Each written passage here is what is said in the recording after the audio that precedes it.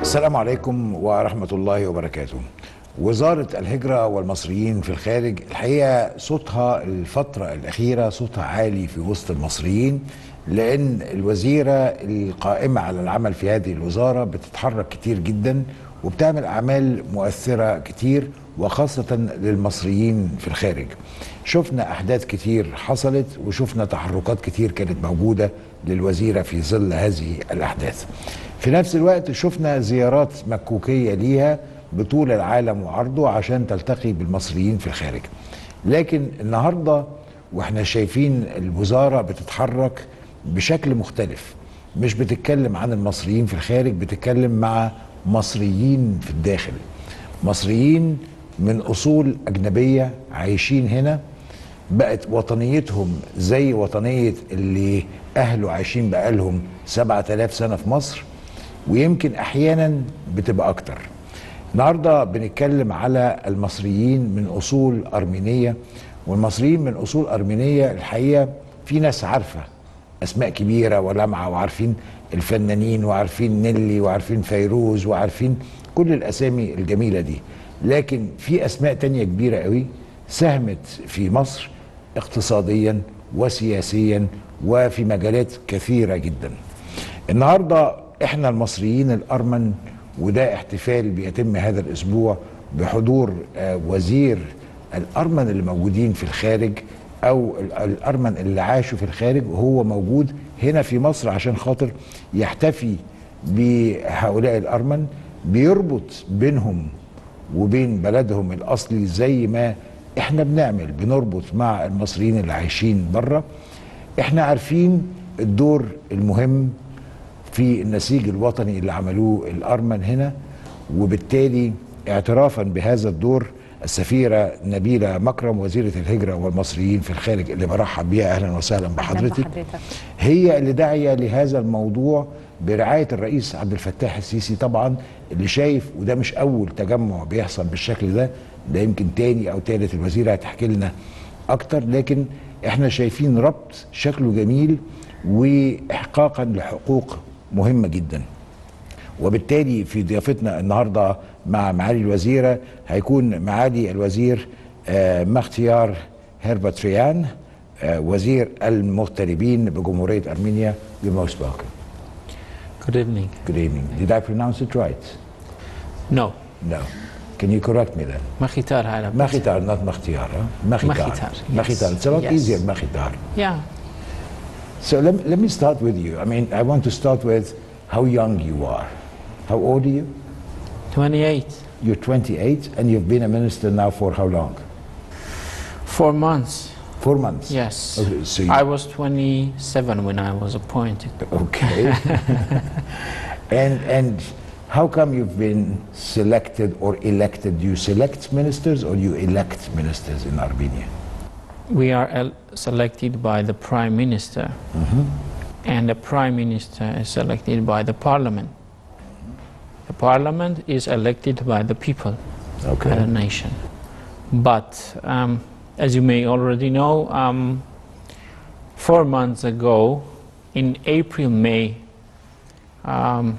we had a Velvet Revolution in Armenia, and afterwards the people's candidate Nikol Pashinyan was selected by the parliament as a new prime minister. So he started to found a new government, and I was suggested by him to be the new minister of diaspora.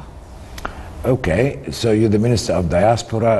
When they offered you this, did you immediately say yes, or did you think about it, or did you say no first? Before his appointment, I have never thought about any position. The thing that was in my mind, that was in the mind of the Prime Minister and the whole nation, was just to change the system, to make this revolution come true. And afterwards, after 1 day, he asked me about this position, and I said immediately yes, because I want to support him, because of course we had the revolution of love and solidarity without any violence, but at the same time we face many challenges. These are tough months for the government, for the country as well, because we have a lot to do. We have a lot to change, so I couldn't put myself out of these challenges. Yeah, and I took the responsibility, and I said yes, I'm ready to share this responsibility with my team. And did you have any experience about Armenians in diaspora, or you of just course, started? yes. For 2 years I was responsible for the diaspora affairs inside my political party civil contract. So yes. when you were 24, I 25, wasn't experienced, yes. Okay, excellent. معالي الوزيرة، الفكرة يعني أنا سمعتها من حضرتك، وأعتقد أن كان ليها بدايات سابقة قبل ما نتكلم عن الجالية الأرمينية. كان أعتقد في حاجات اتعملت بالنسبة للجالية اليونانية أيضا، ولا دي أول مرة بتحصل؟ مظبوط، احنا بدينا بأسبوع العودة للجذور اللي يعني شرفوا بالحضور السيد الرئيس والرئيس اليوناني والرئيس الأبروسي. العودة للجذور أو نوستوس كانت مبادرة من وزارة الهجرة لتسليط الضوء على دور الجاليات الأجنبية اللي عايشة على أرض مصر. حضرتك عارف ان احنا القوة الناعمة أو الدبلوماسية الشعبية مهمة جدا في المرحلة اللي بتمر بيها مصر. عشان كده يعني غير قوة المصريين في الخارج، الخط الدفاع الأمن القومي المصري، أيضا الجاليات الأجنبية اللي كانت عايشة على أرضها واللي ما زالت عايشة، كان مهم جدا ان احنا نسلط الضوء على دورها الوطني ودورها الاقتصادي ودورها السياحي، ونحاول نبين يعني الدولة المصرية. احنا كنا دولة هجرة، كان الناس بتجيلنا وتهرب من يعني عدم استقرار في دولها وتجد في مصر الأمن والأمان. عشان كده بعد نجاح مبادرة إعادة الجذور مع اليونانيين والأبرصة، كان في لقاء مع الوزير الأرميني مخيتار في قبرص، واتفقنا ان احنا نعمل ايضا هذا التكريم للجالية الأرمنية. كل الجاليات اللي كانت عايشة على أرض مصر دلوقتي بتطلب ان يتم تسليط الضوء على دورها زي اليونانيين والأبرصة. هو الحقيقة اليونانيين والأرمن، يعني يمكن أنا من الأبرصة ما عنديش الخبرة الكبيرة، لكن اليونانيين والأرمن هم كانوا جزء كبير قوي من النسيج بتاعنا. كبرنا واحنا زمايلنا في المدرسة، وكبرنا وهم معانا في حتت كتير، بنلعب معاهم في النادي، بنقابلهم في حتت كتير. فده يعني استقبلت الجاليات دي اللي جوه مصر، بتستقبلها ازاي؟ مش عايزه اقول لحضرتك الفرح اللي بيبقى حتى المصريين وهم بيشوفوا تكريم جارهم الارمنلي ولا تكريم جارهم اليوناني ولا القبرصي، والجاليات اللي عايشه كمان بتجد نفسها ان هي موضع فخر انه الدوله اخيرا بصت ليهم. كنت هقول لحضرتك مشكوره، بس اتاخر قوي الموضوع ده. اتاخر بس جه، يعني طالما انه احنا مرينا بحاجات كتير، ويمكن كنا مشغولين بحاجات منها يعني إعادة الوطن بعد سرقاته وحاجات كتيرة. لا أنا بتكلم متأخر، يعني اتأخر 20 30 سنة، مش بتكلم متأخر سنتين. لا بس حضرتك يعني مشكورة إنك طلعتي هذه. هي الفكرة إنه الدبلوماسية الشعبية زي ما قلت لحضرتك، الجاليات مش بس اللي دلوقتي هنا، يعني إحنا عندنا يونانيين وقبرصة وأرمن وطلاينة حتى من أصول مصرية في الخارج. كل واحد ممكن يبقى قريب من صانع القرار السياسي أو ممكن مؤثر على الرأي العام في بلده. بالتأكيد دي قوة لينا في الخارج، لابد إن إحنا نستفيد منها. لا هي الفكرة رائعة. ويعني أحيانا الواحد لما بيسافر بره بيقابل الناس اللي كانت عايشة في مصر، ولما كبروا شويتين ثلاثة سافروا من مصر، لكن لسه فاكرين اسكندرية، ولسه فاكرين حتت كتير قوي في مصر، ولسه فاكرين العربي. Your Excellency, this is your first visit to Egypt? Second, let's say. Second. I was in Sharm el-Sheikh before. Okay, just for tourism. Yeah, just for tourism. Yeah. So now with your first impression, and now that you've been in office for 4 months and you're coming here, and this is to me is a very rich event that is happening here. As I was telling you before we started our discussion, that we have this passion for Armenian people who lived with us as our school friends and our friends and so on. How do you see it happening? How is it coming up in your mind? First, I'm here by the invitation of my dearest friend, Nabila. Both to get to know each other more and to organize huge event for the Armenian community. So she was happy to invite me to be to participate in that event. At the same time, I will have also meetings with the representative of Armenian community in Egypt. Of course, before 1915, we had the community in Egypt, in the Middle East as well, but especially after the Armenian genocide, By the Ottomans, by the Turks. by the Turks in Ottoman Empire, from 1915 to 1923, millions of Armenians were killed, but also millions of Armenians were settled from their homeland and spread to the world. So Egypt and the Egyptians, the people of Egypt, of your country, were among those nations who host Armenians. They provided homes, they shared the bread with Armenians, and especially after the Armenian genocide, we have a big and important Armenian community in Egypt. I would love to mention that during all these years till now, as you said, you have Armenian friends, school friends, colleagues. Armenians successfully integrated into the Egyptian society. Some of them had many success stories in the career, and I can say that it's not only Armenia which is proud of Armenians living inside Egypt. Egypt itself is proud of having Armenians, an Armenian community, thousands of Armenians inside Egypt. حددتوا ازاي حجم الجاليه الارمينيه في مصر، وخصوصا ما اقدرش اسميها جاليه الحقيقه، يعني ان هم مصريين وهم فخورين ان هم مصريين، وهم يعني انا كنت حاضر معاهم وبتكلم مع ناس كتير قوي منهم في فتره قبيل 30/6 و30/6، وشفنا الناس عامله ازاي على مصر.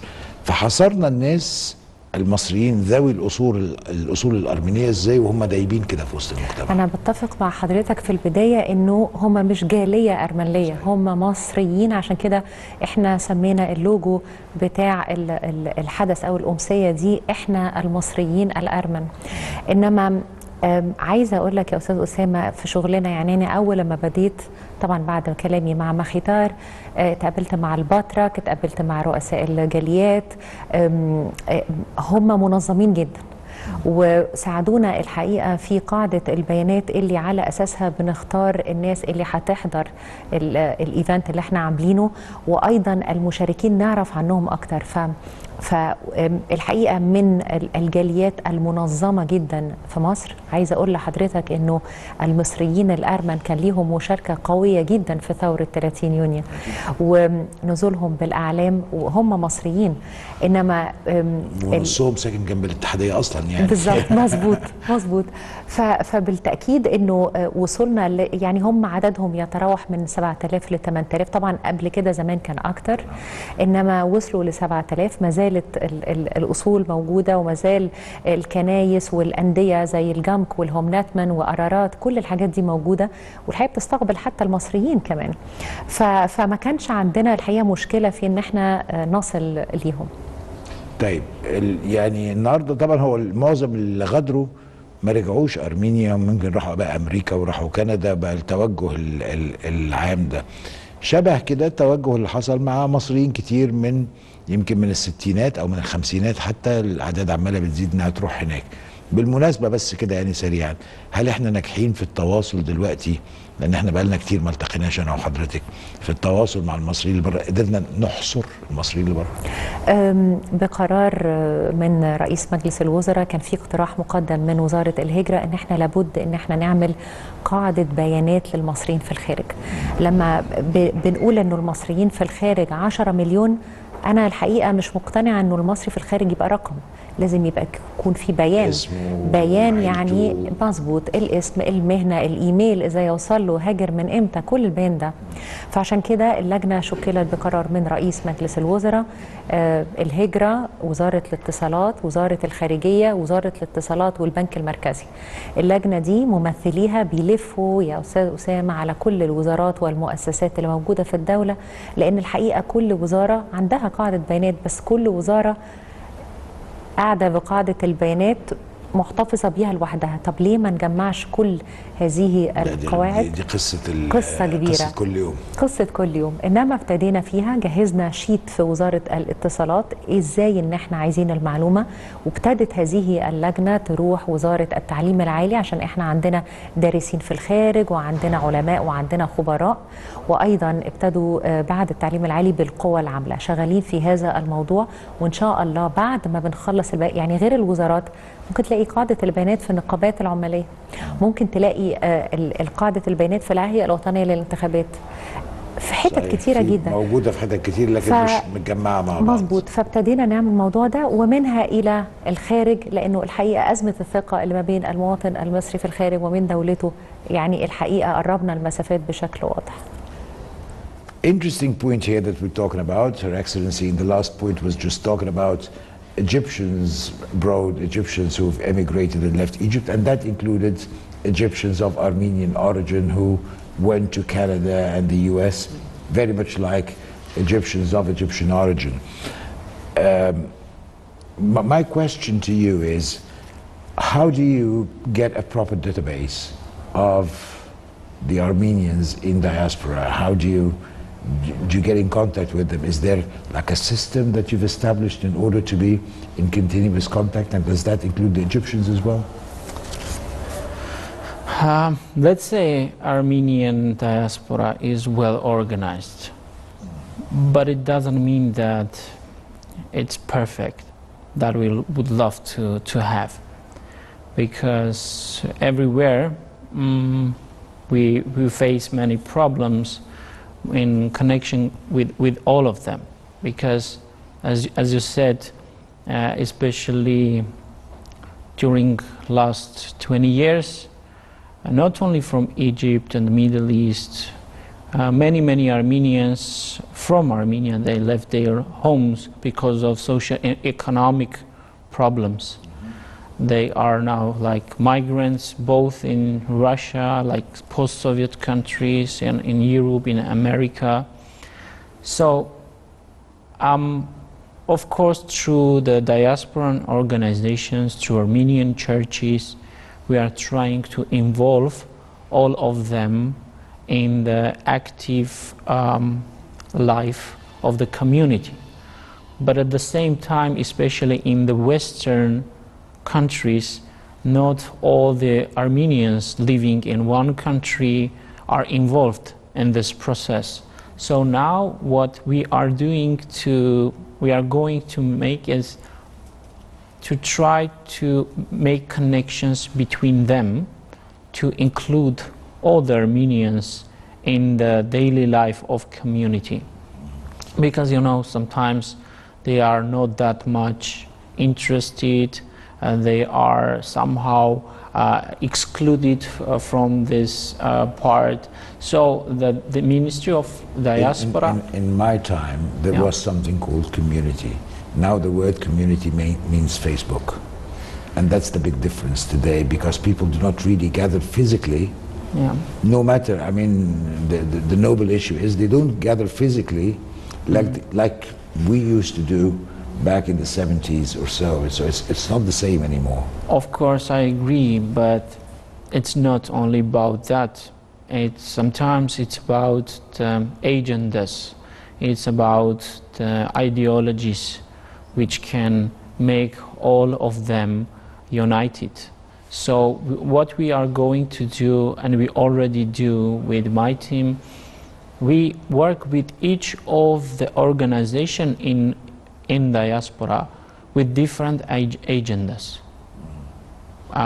But of course, at the same time, through social platforms, through internet, and we know it even in families. Families do not gather anymore because of the. But I just want to say that there are some other deep problems. What we need to do is to clarify, to find out what are the roots, to get to know the diaspora as well as it is possible, and afterwards to find solutions. Sometimes in the communities, yes, our communities are well organized, but they don't show all the interests of all the people living in one country. So this is one of our challenges that we face. So we really want to see our communities united and perfect, but we still have a lot to do. Right. معالي الوزيرة، يعني لو تحكي لنا كده ايه الحاجات اللي موجود فيها الارمن المصريين هنا، كنايسهم ايه، يعني ايه الخلفيه كده للمشاهدين يبقوا عارفين حجم الحاجه اللي موجوده هنا في مصر. هو عددهم بيتراوح من 7000 ل 8000 مصري ارمنلي، ويعني المهن اكيد حضرتك عارف مهنهم، يعني جوهرجيه في الطباعه في الزنكوغراف. عندهم طبعا الكنيسة الرئيسية هي الأرمن الأرثوذكس، وبعدين يليها الأرمن الكاثوليك، وطبعا هي مقرها في القاهرة، والأرمن الكاثوليك في الإسكندرية. رئيس الجالية هو بطرك الأرمن الأرثوذكس، ويمكن عشان كده الجالية منظمة، لأنه الكلمة واحدة، لما البطرك بيقول على حاجة كله بيلتزم بيها. شعورهم الوطني عالي جدا، مصريين ذو طابع مميز للغاية. يعني نواديهم اللي هم ناتمان والجامك والقرارات هي مختفية بالنسبة لمعظم المصريين، يعني اللي كان عندهم صحاب عارفين ايه اللي موجود في اسكندرية على الترام وايه اللي موجود في مصر الجديدة فين، والحتة دي لانها نوادي الى حد ما صغيره يعني. بس الحقيقه كانت يعني في وقتنا احنا طبعا كنا بنعرف الجامك والهم ناتمن، لانه الحقيقه كانوا بيدخلوا حتى في الدوري اذا كان كره سله او كره قدم او فولي، كان نشاطاتهم والحقيقه تجمعاتهم بقى از مجتمعات بيعملوا حفلات، والحقيقه بيحتفلوا بكل مناسباتهم، ليهم نشاطات مميزه جدا. هايل. We were just talking about the activities of the Armenians, the Egyptian Armenians here, and Her Excellency was just telling me about the clubs and the different places and a couple of churches that you have here. You're visiting the church, aren't you, during these visits? Yeah. You will be visiting the church? Tomorrow. Tomorrow you'll be in the church. Both in Cairo and also in Alexandria, Apostolic Orthodox Church and also Catholic churches. I learned just before we started this interview that you were coming from Lebanon and Syria. Is this true? Yeah, it is.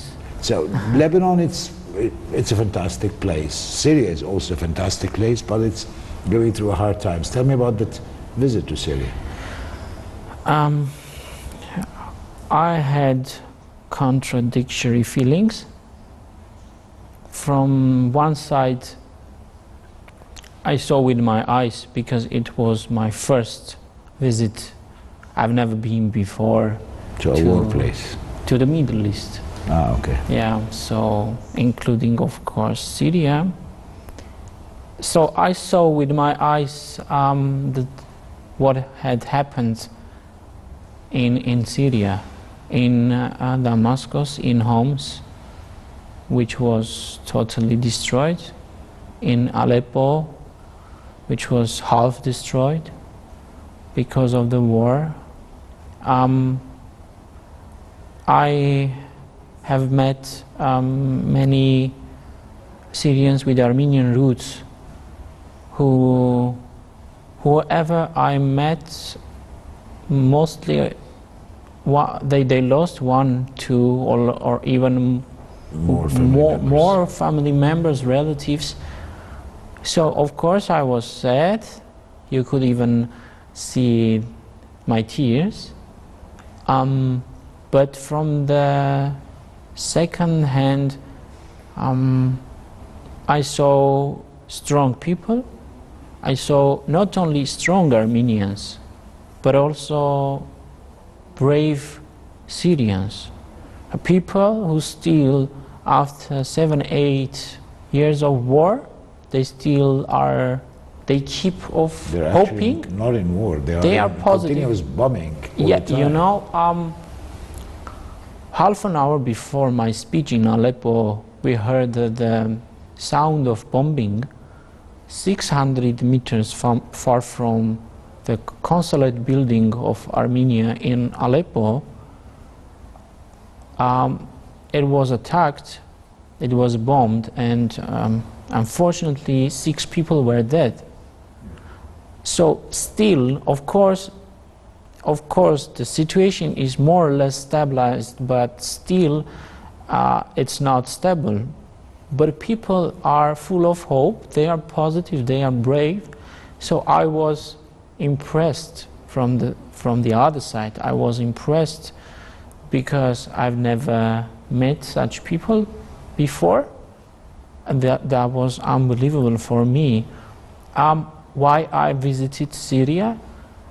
After the first day of my appointment, I decided for myself to visit this year Syria, definitely, because our community needs me, and who else if not me, the Minister of Diaspora of Armenia, because unfortunately since 2011 none of the politicians of Armenia visited Aleppo. So this was the first, and this was the first time that I did, and I was the right person who should do that. I'm sure Syrians with Armenian origins definitely do appreciate your visit. It's a sad situation, but let's hope that it gets better sometime. نتوقف مع فاصل قصير ثم نستكمل هذا الحوار. الحقيقة الحوار مهم جدا وفي نفس الوقت مليان بصورة، يعني أنا شايف قدامي مع كل الكلام من الوزيرين، شايف قدامي صورة، والصورة جميلة، وصورة لشعوب بتقرب من بعض بدل ما بنسمع عن الحاجات اللي بتفرق الناس من بعضها. نلتقي بعد الفاصل.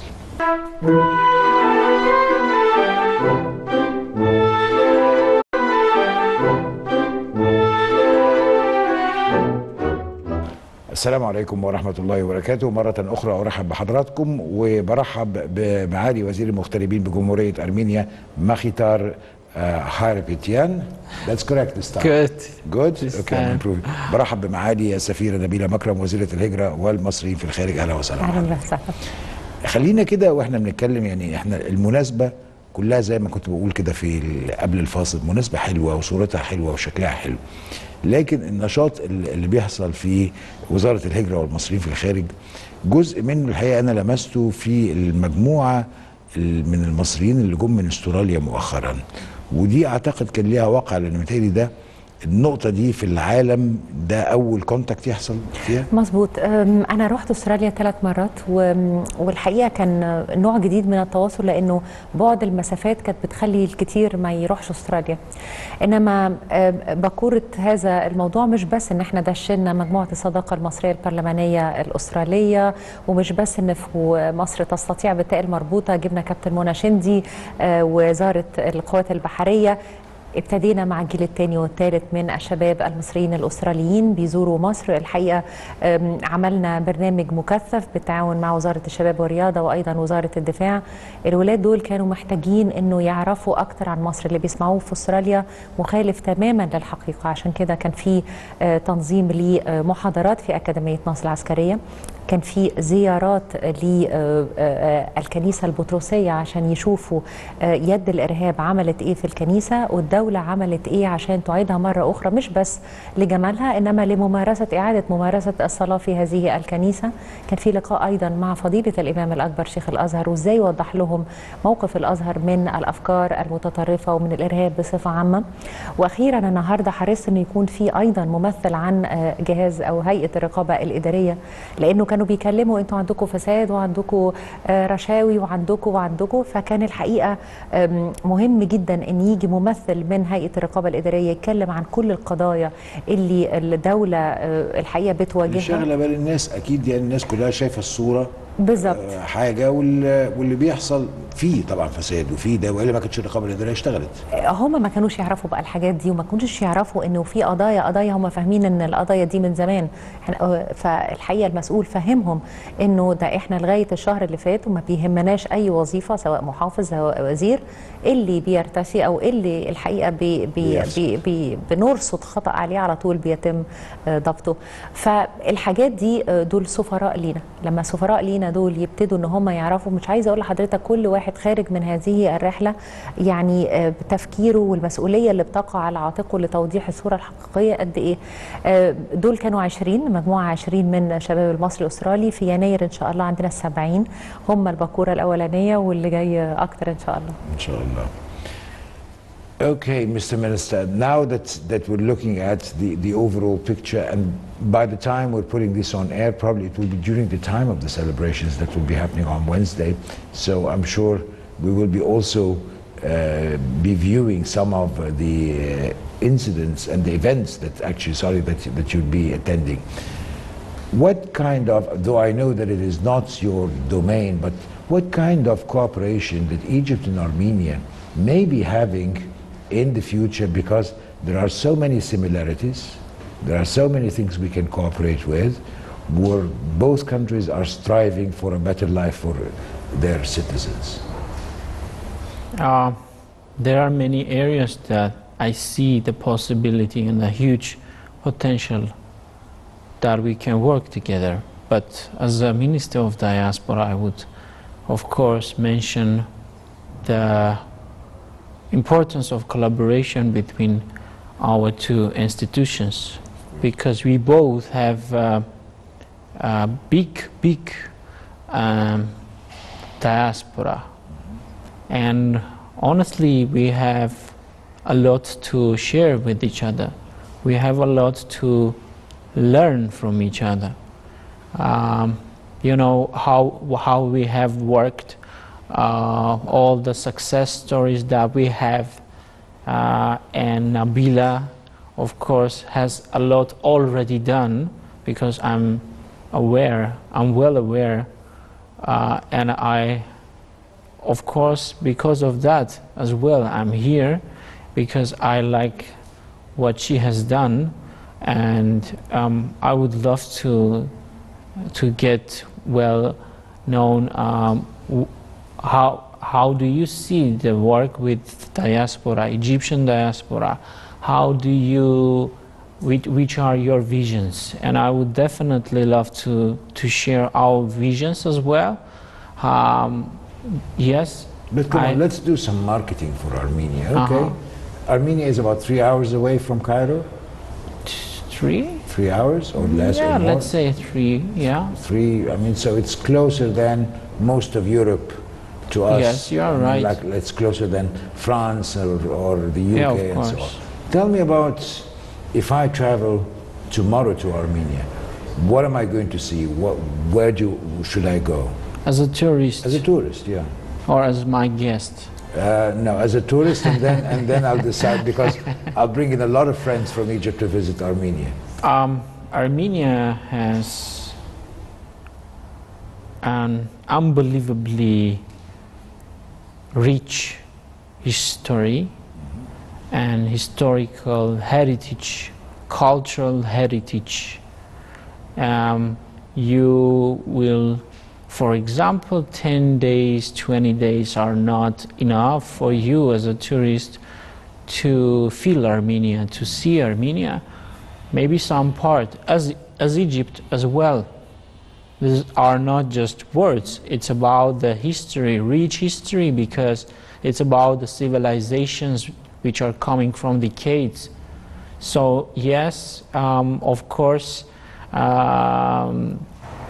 whenever you come, I will have to take a vacation to show you. So you said 20 days, huh? But at the same time, I want you to be ensured that apart from this historical part and this cultural, historical heritage, we are now in Armenia are trying to create a new face for Armenia as a modern country with touristical centers, with economy, with high technologies. I know that Armenia is advanced in yes, IT. definitely. IT, high technologies, because right now we are going to export IT ideas, this system. We have, for example, Tumor Center, which is high-level IT center. Now we have branches both in France, in Russia, in European other countries. We also have nightlife. So this is not just a country with its history. This is a country for the present, and this is a country for the future. Lovely, lovely. يعني بيتكلم طبعا عن بلده. Could I make you seriously think of visiting Armenia? I've already decided. Okay, good. So when is the best time? Is it around Christmas time or is it summertime?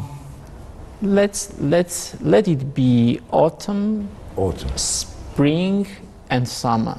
Okay. Yeah, but if you like skiing, yes, sorry for my English. But of course, you also have a chance to use your hobbies because we have. What we have a lot is about mountains. We are a mountainous country, so this part of the tourism is also developed in Armenia. So of course during the winter you are invited as well. Perfect, thank you. رحتي مع الوزيرة أرمينيا قبل كده ولا لسه هتروحي؟ ما روحتش، انما عايزه اضيف حاجه في مجالات التعاون، لانه الحقيقه المبادرات دي بتهدف يعني ليها محور سياسي ومحور اقتصادي ومحور سياحي. يعني في البحث للاعداد للاحتفال ده عرفت انه في طيران مباشر ما بين ارمينيا وشرم الشيخ، بالاضافه الى خطوط تشارتر ايضا بتنقل السائحين الارمن الى مصر سواء شرم الشيخ او الغردقه. يعني في 2017 كان عندنا 12,000 ارميني بيجوا يزوروا. هم عندهم زي ما مخيتار ذكر الجبال والسكينج، انما هم بيفتقدوا للبحر وللبيتشز اللي عندنا. فعشان كده انا بقول انه المبادره دي ايضا بيبقى ليها وجه اخر في تنشيط السياحه ما بين الدولتين. طيب يعني ايه تاني ممكن يحصل مثلا؟ يعني انا عارف ان هم متقدمين في مجال التكنولوجيا، طب مجال الصحه مثلا هل في تعاون ممكن يكون التعليم البحث العلمي؟ طبعا كل المجالات دي بالزياره. حضرتك عارف انه في 2017 الوزيره سحر نصر زارت ارمينيا، والحقيقه وقعت العديد من الاتفاقيات بالتاكيد هيكون فيها جهد في المجال خاصه الصحي والتعليم. انما انا حريصه ايضا ان انا اوري مخيتار في زيارتي مثلا المستشفيات الجامعيه. عشان كده لما هزور اسكندريه معاه ونزور جاليته في دونيشن او يعني زي دعم سيقدم من الجاليه الارمنيه للمستشفى الاميري في الاسكندريه. بالتاكيد ان احنا لما نوري الجانب الارمني. مستشفى جامعي ولا مستشفى جامعي؟ مستشفى جامعي مظبوط. بالتاكيد لما نفتح هذه المجالات وخليه يزور هذه الاماكن ده هيفتح لنا حاجات كتيره. هو كوزير للهجره يقدر ان هو يرجع لحكومته ويقدر يتكلم على اللي شافه في مصر ونفتح هذه المجالات. Let me ask you, give you a minute to speak to the Egyptian Armenians with a message that you would like to send, and I would like you to send that in Armenian, and we will get the translation from our colleagues or our friends from the embassy here. So please feel free to speak to the Egyptian Armenians in Armenian. 1 minute only, please. 1 minute? 1 minute. Okay, it's very limited, but I will do my best. Where to look at? You can look at your camera here. There. Yeah. Okay. Սիրելի հայրենակիցներ, Եգիպտոսի հայ համայնքի սիրելի ներկայացուցիչներ, շատ շուտով մենք հանդիպելու ենք եւ թեպետ եւ հաղորդավարը ասաց, որ ես ուղերձս հղեմ այս պահին տեսախցիկի միջոցով, սակայն այնուամենայնիվ ես կնախընտրեմ ձեզ հետ անմիջական հանդիպման ժամանակ իմ սրտի խոսքը ձեզ ասել, հանդիպել, նայել ձեր աչքերին, գրկել ձեզ եւ այն ջերմությունը, այն դրական էներգիան, որ այսօր տիրում է հետհեղափոխական Հայաստանում, փոխանցել ձեզ։ Շնորհակալություն։ As I was telling you, thank you. As I was telling you, we're very proud of our friends, the Egyptians of Armenian origin, because they've really contributed to a lot of good things in Egypt, and that makes us also happy that you're here with us today. And let's wish that this is the beginning of a new phase of our relations that will take us to a better future for ourselves. Definitely, this is just a start. I am promising, we are promising, right? Right. مع الوزيرة يعني عايز أهنيكي على هذا الجهد المبذول، لأن هو جهد غير تقليدي مش العادي، لكن حضرتك بذلتي الجهد ده عشان تفتحي في هذه المجالات. وفي حتة تانية عايز أشكر حضرتك عليها، العمال المصريين. ويعني الناس يا بيجي وزير قادر يشوف حال العمال يا قادر يشوف الحاجات التانية دي، فحضرتك جمعتي ما بين الاثنين. عايزة تقولي ايه للعمال المصريين الموجودين بره؟ اولا عايزه اطمنهم على بلدهم، دي اهم حاجه، لانه الاخبار اللي بتوصل لهم يمكن غير صحيحه عن الدوله. والحاجه الثانيه ان انا عايزه اقول لهم انه اهتمام وزاره الهجره بالاساس بدأ بالعمال، وحضرتك عارف انه لما رجعت وزاره الهجره الحكومه المصريه اول حاجه اشتغلنا فيها كانت الحوادث الفرديه اللي حصلت في منطقه الخليج تجاه عمالنا المصريين، وانا بنفسي اللي رحت لهم.